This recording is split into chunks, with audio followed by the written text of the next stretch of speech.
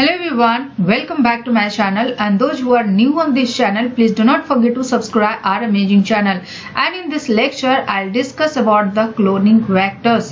But before starting the lecture, this is about me. I am Dr. Manisha Sinha, PhD from Jawaharlal Nehru University, New Delhi in plant micro interaction. I have qualified CSIR, UGC, NET, JRF. Apart from that, I have qualified various national level entrance exam at BSc, MSc and PhD level. I have 8+ year research experience in biological sciences, 4+ year teaching experience and published couple of international research paper. Now let's start the lecture, and the topic is cloning vectors. Cloning vector की अगर बात करें तो cloning vector basically एक delivery agent है जिसमें हम कोई भी डीएनए मॉलिक्यूल को क्लोन करते हैं. सो डीएनए एलिमेंट जो हम क्लोन करते हैं क्लोनिंग वेक्टर में, वो स्टेबली मेंटेन्ड एंड प्रोपेगेट होता है. कहाँ पे?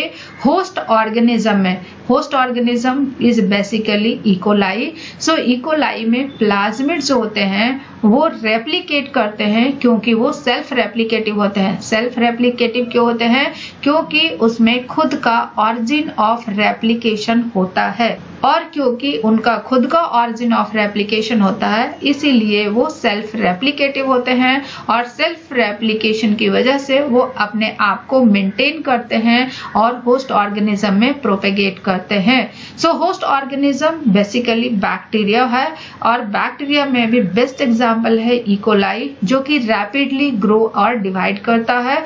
सो कोई भी वेक्टर जिसमें ऑरिजिन ऑफ रेप्लिकेशन होता है वो इफिशिएंटली रेप्लिकेट करते हैं together with the incorporated DNA.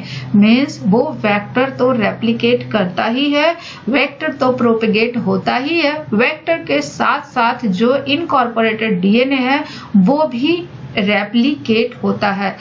Thus, any DNA cloned into a vector will enable the amplification of inserted foreign DNA fragment.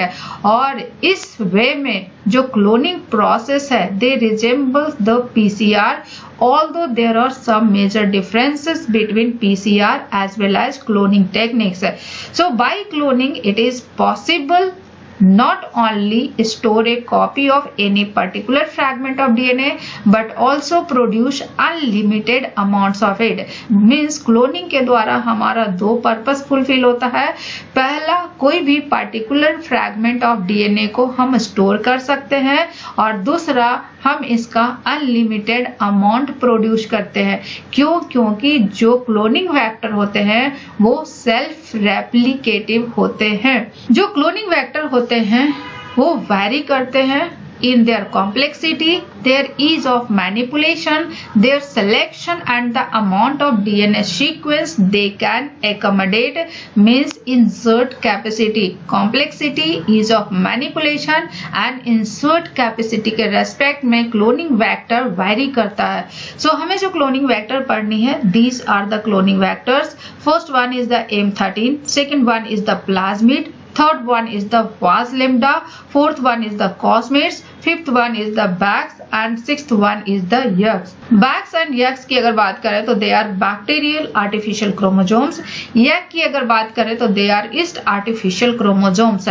Out of these vectors, जो यक हैं उनका जो होस्ट ऑर्गेनिज्म है they are Saccharomyces cerevisiae means yeast है, लेकिन बाकी other जो क्लोनिंग वेक्टर हैं उनका होस्ट ऑर्गेनिज्म इकोलाई है.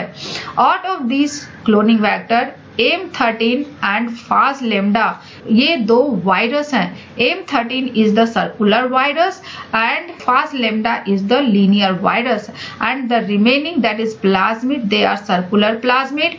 Cosmids are also circular plasmid. Bax are also circular plasmid, but Yaks are linear chromosome. Regarding insert size ये सारे वेक्टर वैरी करता है with respect to insert range.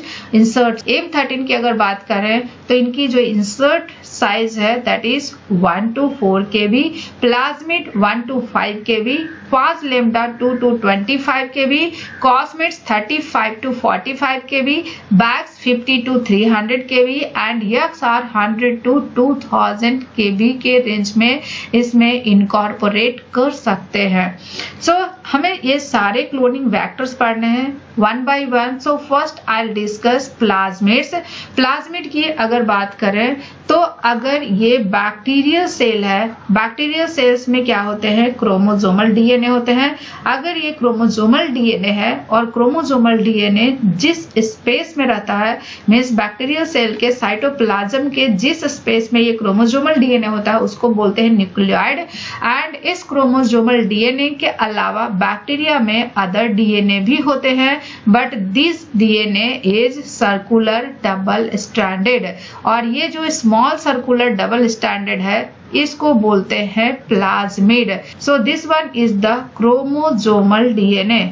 जो main DNA होता है उसको क्रोमोसोमल डीएनए बोलते हैं या फिर जीनोमिक डीएनए बोलते हैं, बट इस क्रोमोसोमल डीएनए के अलावा सेल के साइटोप्लाज्म में small circular double standard DNA होते हैं और इनको बोलते हैं एक्स्ट्रा क्रोमोसोमल डीएनए। एंड यही एक्स्ट्रा क्रोमोसोमल डीएनए जो है, ये एक्स्ट्रा क्रोमोसोमल डीएनए प्लाज्मिड्स हैं। So plasmid is nothing but it is extra chromosomal DNA. So plasmids are extra chromosomal element of DNA in many bacteria, क्योंकि ये सारे bacteria में present नहीं होता है।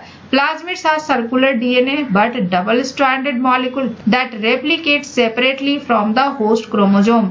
Means इस प्लाज्मिड का जो रेप्लिकेशन होता है इस क्रोमोसोमल डीएनए पे डिपेंडेंट नहीं होता है, ये खुद ही रेप्लिकेट करता है क्योंकि इसमें origin of replication होता है। Because of presence of origin of replication, plasmids are self-replicative. Naturally occurring plasmid जो होते हैं उनकी साइज 5 kb से लेके 400 kb के बीच में होती है और they can be introduced into bacterial cells by process of transformation. Means what is transformation? अगर ट्रांसफॉर्मेशन को डिफाइन करें, फॉर एग्जांपल अगर ये बैक्टीरियल सेल है और ये प्लाज्मिड डीएनए है, मींस नेकेड डीएनए है, so uptake of naked DNA by bacterial cells is known as transformation. And सारे बैक्टीरियल सेल्स में ट्रांसफॉर्मेशन नेचुरली नहीं होता है, कुछ बैक्टीरियल सेल्स होते हैं जिसमें ट्रांसफॉर्मेशन नेचुरली होता है। फॉर एग्जांपल इकोलाई की अगर बात करें तो इकोलाई में नेचुरली ट्रांसफॉर्मेशन नहीं होता है। इकोलाई को ट्रांसफॉर्म बनाने के लिए हम पहले इकोलाई को कॉम्पिटेंट बनाते हैं। और कॉम्पिटेंट कैसे बनाते हैं? कॉम्पिटेंट बनाते हैं bye treatment of calcium chloride solution. और जैसे ही कैल्शियम क्लोराइड सॉल्यूशन से ट्रीट करते हैं ये बैक्टीरियल सेल्स कॉम्पिटेंट हो जाता है for the Uptake of DNA. और इस कॉम्पिटेंट डीएनए को प्लाज्मिड के साथ अगर स्टोर करते हैं at 0 डिग्री सेल्सियस, देन इसे हीट शॉक देते हैं and the temperature range of heat shock is 37 to 43 degree Celsius. और जैसे ही हीट शॉक देते हैं ये जो प्लाज्मिड है बैक्टीरियल सेल्स के अंदर चला जाता है। But this is the calcium chloride treatment method. इनके अलावा एक और मेथड है दैट इज इलेक्ट्रोपोरेशन। इलेक्ट्रोपोरेशन में क्या करते हैं, इस प्लाज्मिड डीएनए को बैक्टीरियल सेल के साथ 0 डिग्री पे इनक्यूबेट करते हैं and then they are subjected to high voltage pulse। और जैसे ही हाई वोल्टेज पल्स देते हैं बैक्टीरियल मेम्ब्रेन परमिएबल हो जाता है for the Uptake of plasmids. So 2 method है बैक्टीरियल सेल्स के अंदर प्लाज्मिड को ट्रांसफॉर्म करने का। First one is the by treatment of calcium chloride and second one is the electroporation. Now क्या साइज मैटर करता है ट्रांसफॉर्मेशन के लिए? यस, साइज मैटर करता है। अगर स्मॉल प्लाज्मिड है तो वो उनका अपटेक आसानी से होगा। लार्ज प्लाज्मिड में इफिशिएंट अपटेक नहीं होता है, मींस ट्रांसफॉर्मेशन स्मॉल प्लाज्मिड्स के लिए इफिशिएंटली होता है, लार्ज प्लाज्मिड्स के लिए इफिशिएंटली नहीं होता है। अब सवाल ये है कि ये जो प्लाज्मिड है इस प्लाज्मिड में क्या ऐसी खास बात है जो इतना इम्पोर्टेंट है?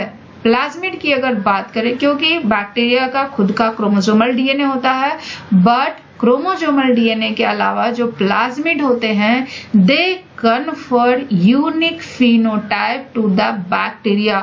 फॉर एग्जाम्पल ये जीन कैरी करता है एंटीबायोटिक रेजिस्टेंस के लिए, सो ये एंटीबायोटिक रेजिस्टेंस प्रोवाइड करता है।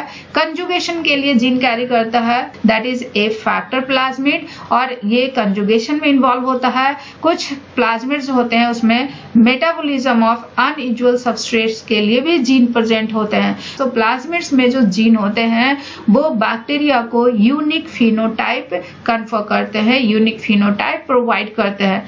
कुछ प्लाज्मिड्स जो होते हैं वो हाई कॉपी नंबर होते हैं, कुछ प्लाज्मिड्स लो कॉपी नंबर होता है। अब सवाल यह है कि हाई कॉपी नंबर क्या होता है और लो कॉपी नंबर क्या होता है। हाई कॉपी नंबर प्लाज्मिड की अगर बात करें तो they replicated at high rate, means उसमें रेट ऑफ रेप्लिकेशन जो होता है काफी ज्यादा होता है। एंड क्योंकि रेट ऑफ रेप्लिकेशन हाई होता है इट मीन्स कि they are excellent potential vectors. But कुछ प्लाज्मिड जो होते हैं वो लो कॉपी नंबर होते हैं, और जो लो कॉपी नंबर प्लाज्मिड होते हैं, लो कॉपी नंबर प्लाज्मिड्स मीन्स उनका रेप्लिकेशन का रेट लो होता है, और ऑब्वियसली अगर रेप्लिकेशन का रेट लो होगा तो हम उसको एक्सीलेंट पोटेंशियल वेक्टर की तरह यूज नहीं कर सकते हैं। In the early 1970s a number of natural plasmids were artificially modified and constructed as cloning vector. कैसे?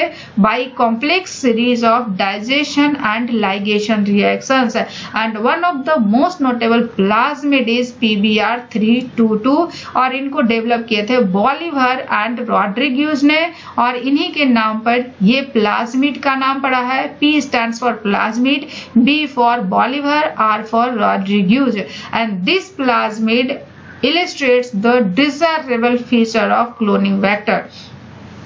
So this is the structure of PBr322 जिनकी साइज है 4361 base pair, 4361 base pair that is 4.36 kb बोल सकते हैं इसको। इस plasmid की खास बात यह है, इस क्लोनिंग वेक्टर की खास बात यह है कि इसमें कुछ इंपॉर्टेंट फीचर्स हैं, and 3 most important features. First one is the origin of replication. किसी भी क्लोनिंग वेक्टर में खुद का ऑरिजिन ऑफ रेप्लिकेशन होना चाहिए।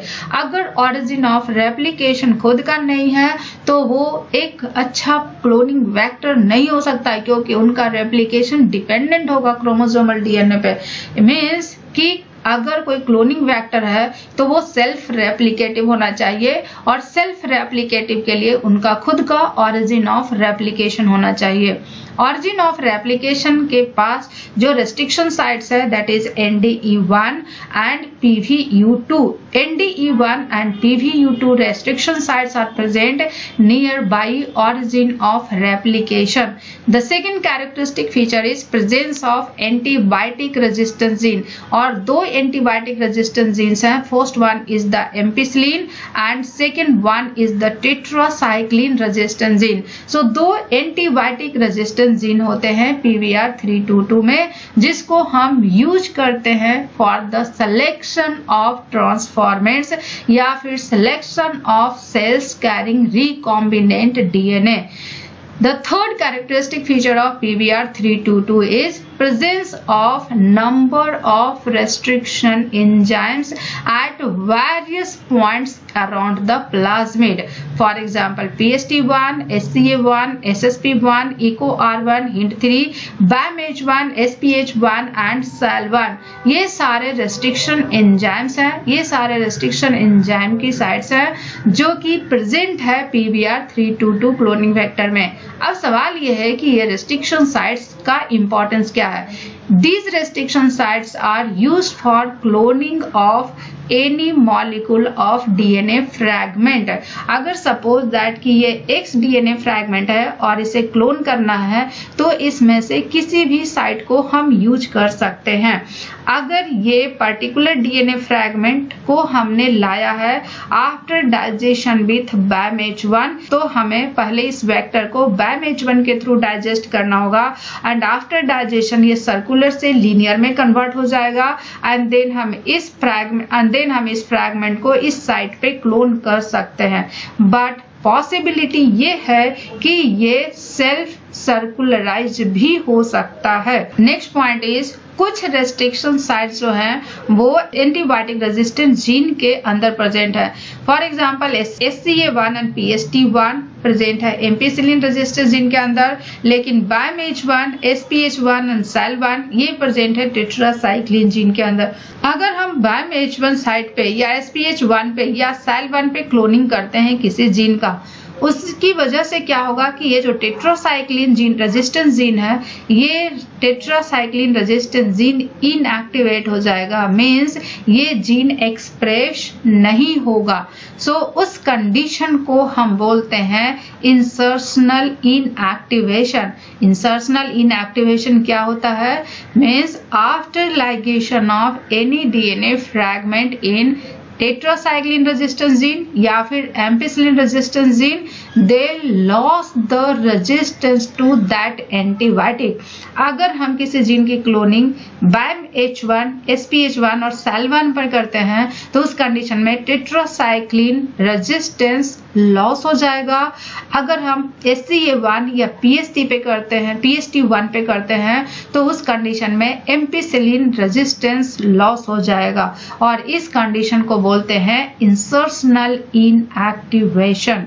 नाउ अगर क्रोमोसोमल DNA जिसको हम फ्रैगमेंट किए हुए हैं BAMH1 से, सो ऐसा फ्रैगमेंट जो कि BAMH1 से आया हुआ है, BAMH1 को अगर क्रोमोसोमल DNA को BAMH1 से डाइजेस्ट करने के बाद अगर हमें ये फ्रैगमेंट आया है और इस फ्रैगमेंट को अब हमें इस क्लोनिंग वेक्टर में क्लोन करना है, सो डेफिनेटली BAMH1 से डाइजेस्ट करना पड़ेगा। जैसे ही BAMH1 से डाइजेस्ट करेंगे ये क्लोनिंग वेक्टर्स लीनियर हो जाएंगे, मींस यहाँ पे 5 prime phosphate and 3 prime OH create हो जाएगा दोनों एंड पे। एक 5 प्राइम एंड होगा और एक 3 प्राइम एंड होगा। सिमिलरली इस पे भी 5 प्राइम एंड होंगे एंड 3 प्राइम एंड होंगे। अब इनमें जो क्लोनिंग होगी इसको हम लाइगेट कर सकते हैं in the presence of T4 DNA ligase. T4 DNA ligase के प्रेजेंस में अगर हम इसकी क्लोनिंग करते हैं तो ये लाइगेट हो जाएगा, बट कोई जरूरी नहीं कि 100% लाइगेशन हो। कुछ रीसर्कुलराइज वेक्टर हो, मीन्स ये वेक्टर खुद ही आपस में फिर से लाइगेट कर सकते हैं और कुछ मॉलिक्यूल्स ऐसे मिलेंगे जिसमें ये DNA मॉलिक्यूल्स इंसर्टेड होगा। अब सवाल यह है कि इसको हम स्क्रीन कैसे करेंगे। पहले जो लाइगेटेड प्रोडक्ट है उसको हम बैक्टीरियल सेल्स में ट्रांसफॉर्म करेंगे by calcium chloride treatment method या फिर इलेक्ट्रोपोरेशन। अगर हम किसी भी ट्रांसफॉर्मेशन मेथड को यूज करते हैं तो आफ्टर ट्रांसफॉर्मेशन हम उसको एम्पिसिलिन प्लेट पे इसको प्लेटिंग करेंगे। एम्पिसिलिन प्लेट पे अगर प्लेटिंग करते हैं तो जो कॉलोनी आती है इसमें कोई गारंटी नहीं है कि इसमें रिकॉम्बिनेंट DNA होगा। रीसर्कुलराइज्ड प्लाज्मिड भी एम्पिसिलिन प्लेट पे ग्रो कर सकते हैं। इसको फर्दर स्क्रीन करने के लिए हम रेप्लिका प्लेट करते हैं। रेप्लिका प्लेट में हम एक स्टेराइल वेलवेट पैड लेते हैं। इस स्टेराइल वेलवेट पैड को इस प्लेट पे एज इट इज रखते हैं, देन एज इट इज उठा के हम इसको टेट्रासाइक्लिन प्लेट पे रखते हैं, दैट इज रेप्लिका प्लेट। बस प्लेट को रेप्लिकेट करना है एक एंटीबायोटिक प्लेट से दूसरे एंटीबायोटिक प्लेट पे। जैसे इसको रेप्लिकेट करेंगे इस पे बैक्टीरिया का इंप्रेशन आ जाएगा and after incubation for some time ये बैक्टीरिया की कॉलोनी ग्रो हो जाएगी।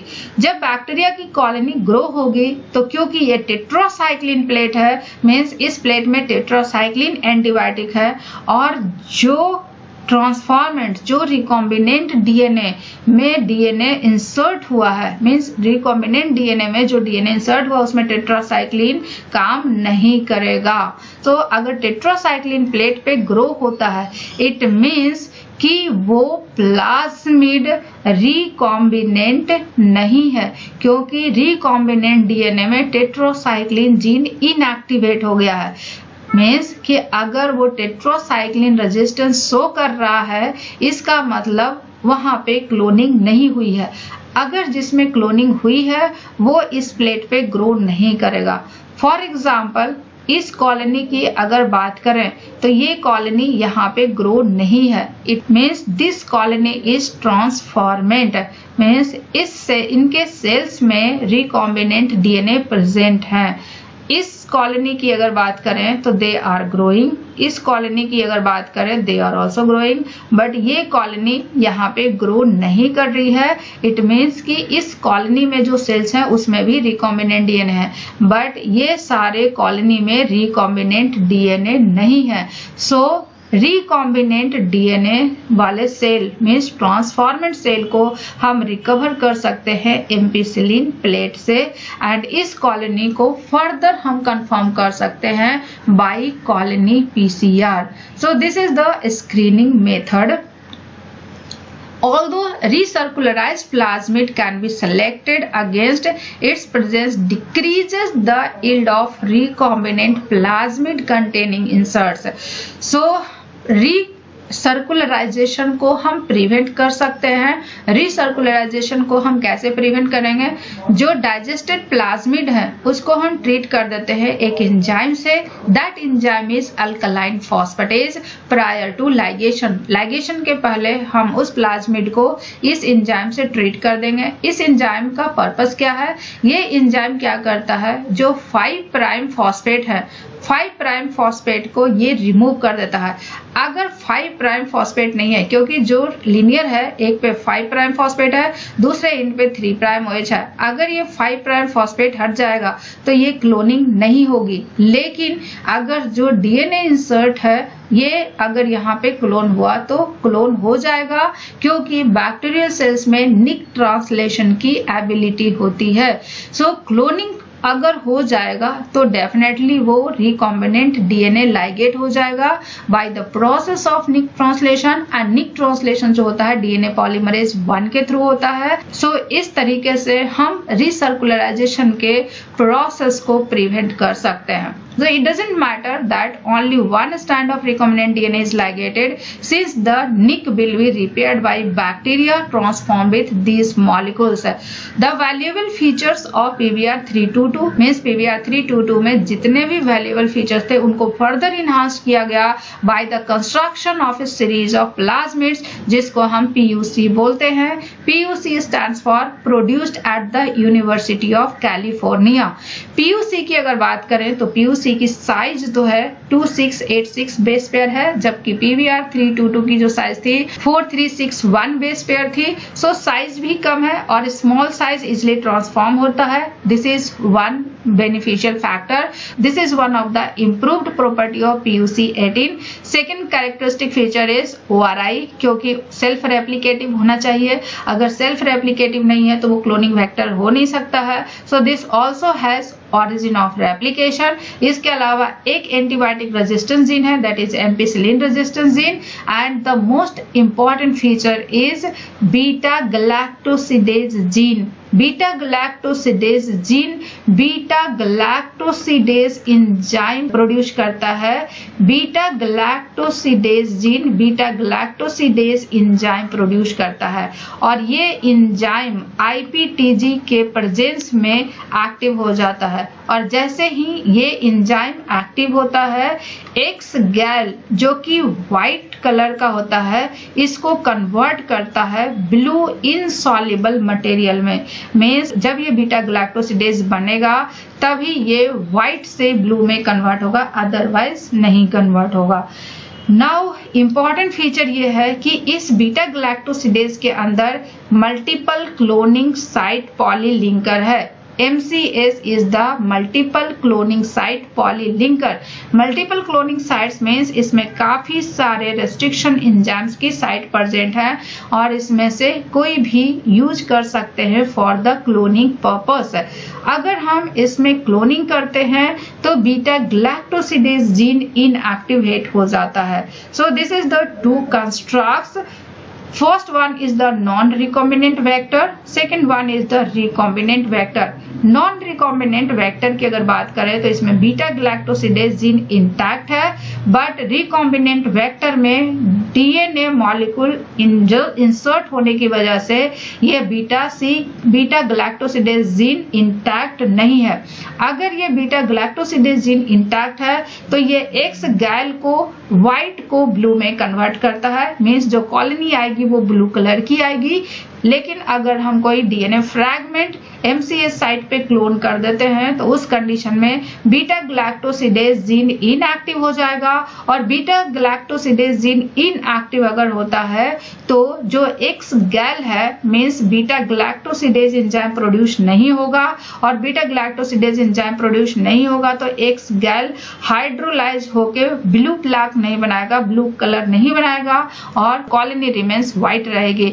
मींस अगर नॉन रिकॉम्बिनेंट है तो व्हाइट से ब्लू में कन्वर्ट हो जाएगा, लेकिन अगर रिकॉम्बिनेंट है तो वो व्हाइट ही रहेगा। सो जो व्हाइट कॉलोनी होती है उसको बोलते हैं recombinant colony, and this type of elegant system is known as blue-white selection और blue-white selection and antibiotic resistance के insertional inactivation से हम कॉलोनी को सेलेक्ट कर सकते हैं, मीन्स ट्रांसफॉर्मेंट को सेलेक्ट कर सकते हैं। But blue-white selection method and insertional inactivation of antibiotic resistant gene do not provide any information on the character of DNA insert, just the status of the vector। ये सिर्फ vector के status को बताता है, ये डीएनए कैरेक्टर को नहीं बताता है। So to screen gene library for a desired insert, hybridization to gene probe is required। So this is all about plasmids, and in my next lecture I'll discuss about virus based vector, and virus based vector is bacteriophage lambda cloning vector। So bacteriophage lambda cloning vector में DNA cloning का क्या method है वो हम देखेंगे next lecture में।